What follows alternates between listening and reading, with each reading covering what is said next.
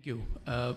I must thank the organizers, Ajay, Sarita, Rahul, for inviting me here and to share with you some ideas. I'm not going to show you any building as such, but I'm going to share with you a concept, the design concept and the process behind it.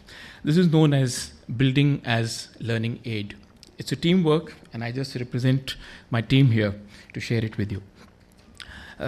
It's an idea about looking at a built environment of a school or an Anganwadi, which is literally a preschool in India, differently.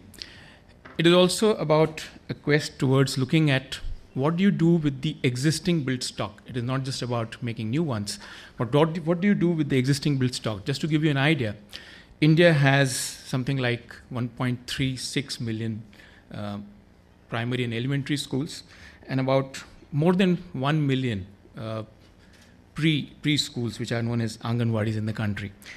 And many of them and most of them have not been designed as spaces for children. Now, can we create some hope? Can we create some engagement with that? This is precisely what this idea is all about. This is a picture of a window. Most of our schools and the Anganwadis don't have a boundary wall. And very often the communities want the buildings to be secure with a guardrail or a window grill like this. But grills are cages for children. What we have done is to just tinker that part which a child might be interacting with to make it more playful, something which child may like to interact with and do something more meaningful there. This is an example from an Anganwadi in Chhattisgarh in Bastar. Children very often are not able to understand the concept of angles when they first encounter them in their mathematics textbooks. It does not relate to them in their real life. But the moment they are able to see that in their own real life, in the opening of a door or a window, suddenly it comes out of the textbook and they realize that even the maths textbook that they were opening and closing is sweeping so many angles. Now, building as learning aid as a concept is about using the three-dimensional uniqueness, the uniqueness of the three-dimensional space and the environment as a child-friendly learning resource. In fact, it's an interdisciplinary concept where it looks into architecture, holistic development of children, and their learning needs. If you look at the development goals of education in India, which might be true in many parts of the world elsewhere as well, they are primarily about access, that you create access for education. You have a situation where children are retained in the school environment. And you have to ensure equity, that every child who is able to come to this school is able to take the benefit of the services which are available there. And of course, you have to have quality, which is an overarching thing across all these. And it is not, but they don't have to occur in the sequence that you see here. They all are kind of intermixed. In a way, building as learning aid, or the concept of BALA, is about addressing these goals and develop social capital. I'm going to share with you the concept and also the process behind it and how both contribute towards making of this social capital. If I show you these two photographs, the one on your left and the one on your right, can you spot the difference? It's quite obvious kind of difference that you see. The one on the left and the one on the right. It's a transformation of a school. It's actually the photograph of the same school wall, the same classroom, which is just about 4.5 kilometers from here. It's a municipal school. Now, most of you who have worked or engaged with the government systems, there's a government school, would know that this kind of change cannot happen out of the blue.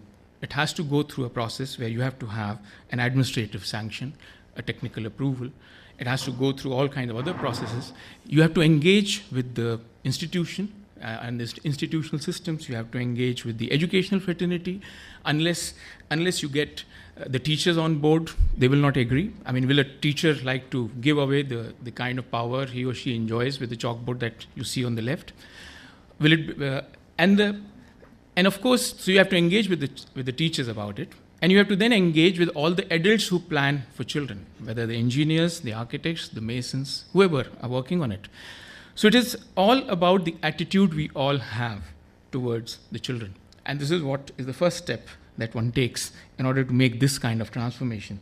So this is just a kind of a physical manifestation of the change which has gone behind it. So it's about child friendliness at different levels, the very understanding of that at the institutional, at the educational, at the physical and the social level.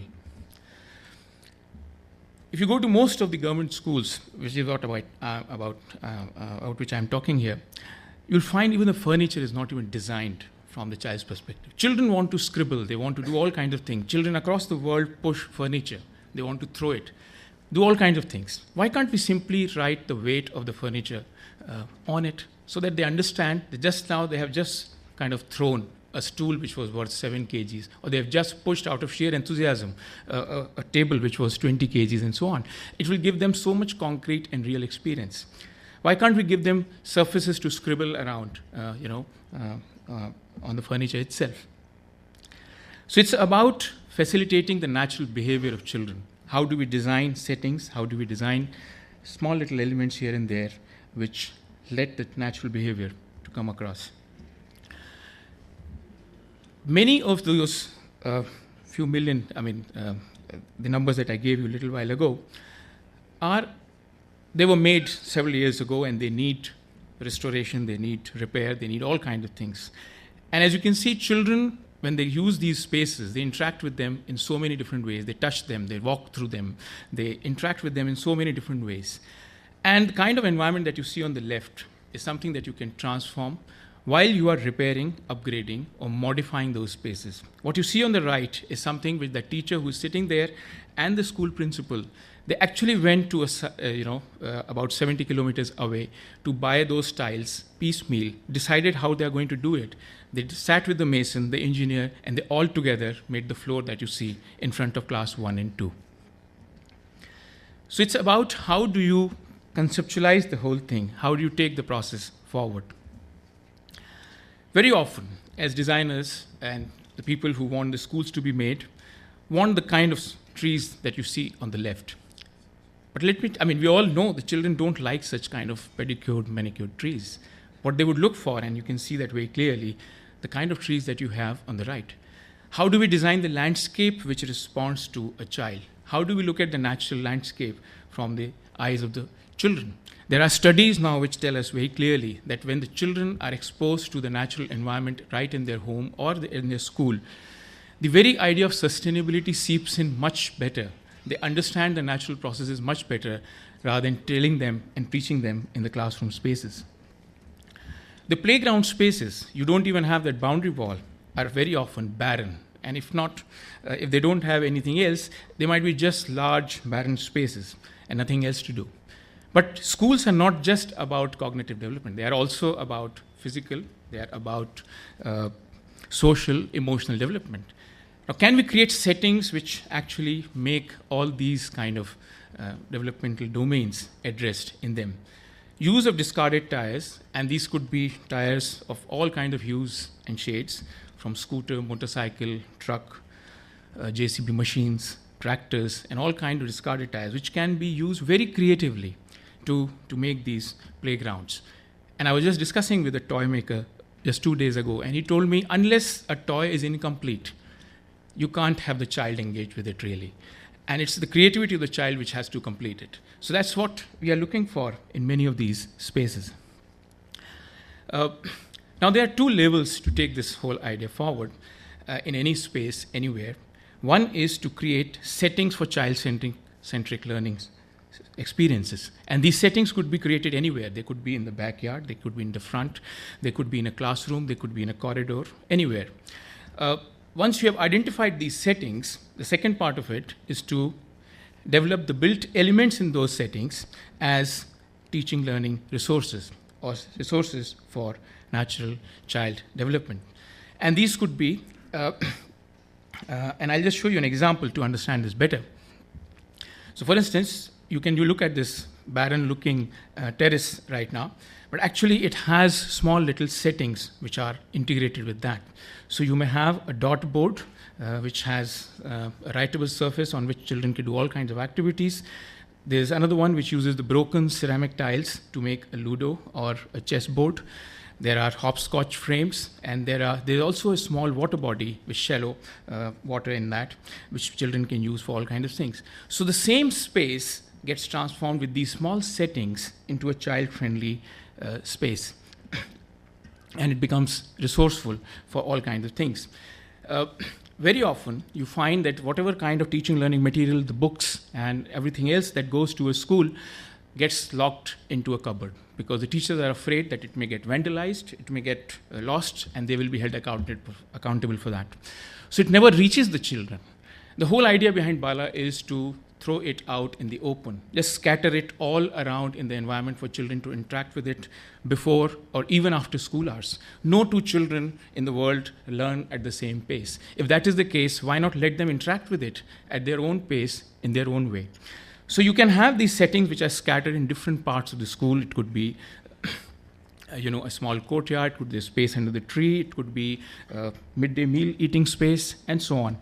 And then you could transform these spaces to become these small settings for children to interact and do all kinds of activities and be positively engaged rather than just vandalize or drift or do something which is not meaningful. Now, just a few glimpses of some ideas, and then I'll come to the process part. For instance, this is a corridor space of a school. In that, what you see in the front of this is these are writable surfaces in different shapes. Corridors are also spaces which children of all ages will use, so they are common spaces for all. So you could have this corridor space with a number line on which children can write. They can write, the teachers can write, and you could, for very young children like those in Anganwadis or preschools, this could be just about eye-hand coordination and coordination of body. So they could be jumping on it. They have to be very precise when they're jumping on it so that they don't go out of the shape. As it moves further, it could be about ascending and descending numbers. As you further move to much higher grades, it could be about positive numbers, negative numbers, and so on. Measuring is something which, an estimation is also something which many children don't understand quite properly. And very often children also ask that why do you go for these number operations like addition, subtraction, and so on? How do you make that a reality for children? What you can do here is that use this as a simple exercise for two children to measure their heights and find the difference. So it becomes very obvious to them that what is the application of a number operation like subtraction, and so on.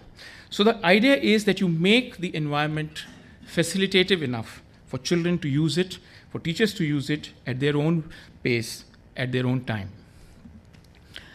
There are a large number of schools where there is no stationery shop and you can't get a lot of stationery material that you want to.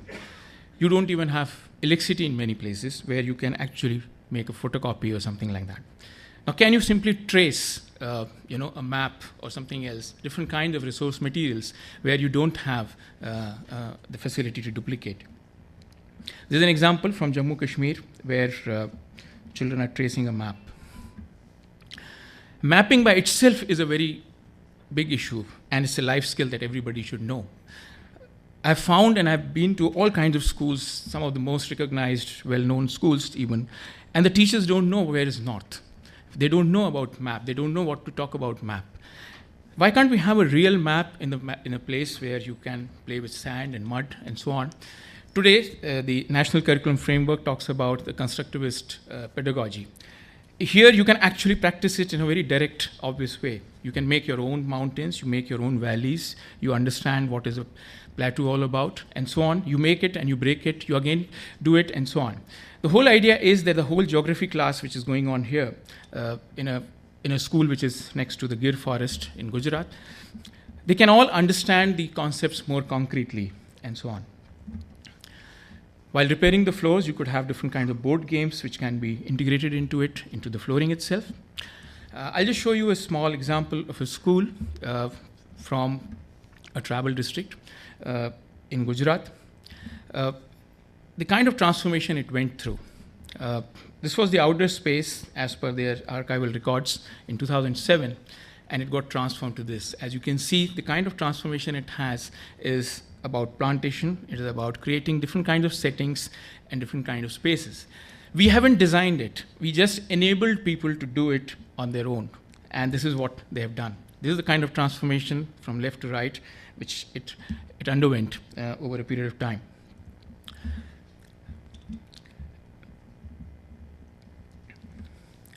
Schools don't have libraries, they don't have staff rooms, but they created a small niche and corner for that in that space. And all the furniture that is made there is made out of the packing material that some of the industries get in the nearby area.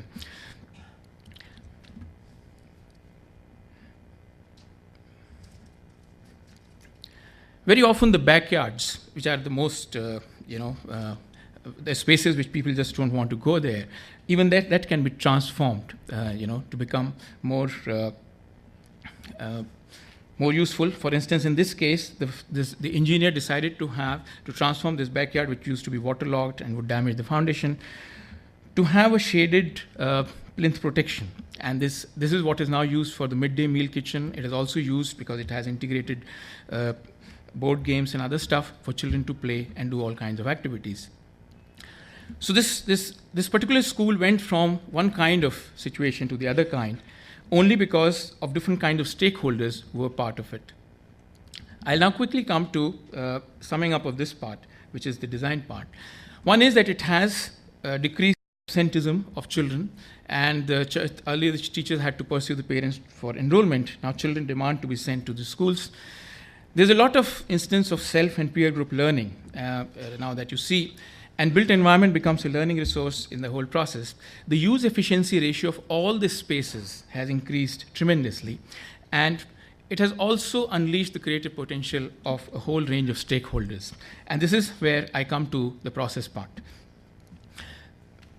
Because I think that it is the process which is very critical to make anything like this move towards becoming a social capital. In the whole process, while child is the focus, what we try to do is to communicate a frame to every stakeholder so that everybody from whichever level can contribute in their own way. So it is the teachers, the headmasters who also come up with their own ideas. They also kind of contribute in the process of designing and implementing and also ensuring the effective use. You also have the parents in the community who also come in. The moment they start seeing some change on ground, they also want to be part of this. So they may come up with some contribution. They might like to contribute time, material, money, and so on. The pedagogues and engineers, pedagogues are not kind of trained to look at built environment as a learning resource. So for them also it's a totally new possibility to explore and take it further. For engineers, they find a new meaning in what kind of work that they are doing. So it gives them a new focus, a new role to play in whatever work that they are doing. Administrators and planners, very often, they find that this kind of work, being interdisciplinary the way it is, it does not fit into any compartment. So they have to also be creative enough at their own level to find ways and means that how do you fix this into some kind of a box in their system and yet get it implemented.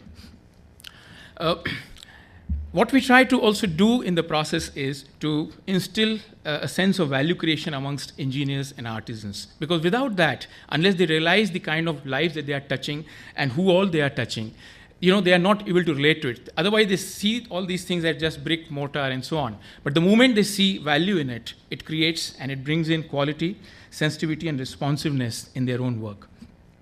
The second aspect is that we try to develop the creative stake of the artisan. And just what David also mentioned a little while ago, I would also like to reiterate it, that very often we don't give them a kind of a specification, rather we give them a kind of a performance standard and let them contribute and come up with their own creative ideas on how they would like to take it forward, because that brings in their own creativity into the process. In a government system, it is very difficult to pay them extra, but the moment they come in with this creativity, you can recognize them. So for instance, if there is a Ramlal who has just made a chalkboard with a new specification, we can call it as a Ramlal's chalkboard, and then it is getting known by that name. So he ensures that the quality is maintained.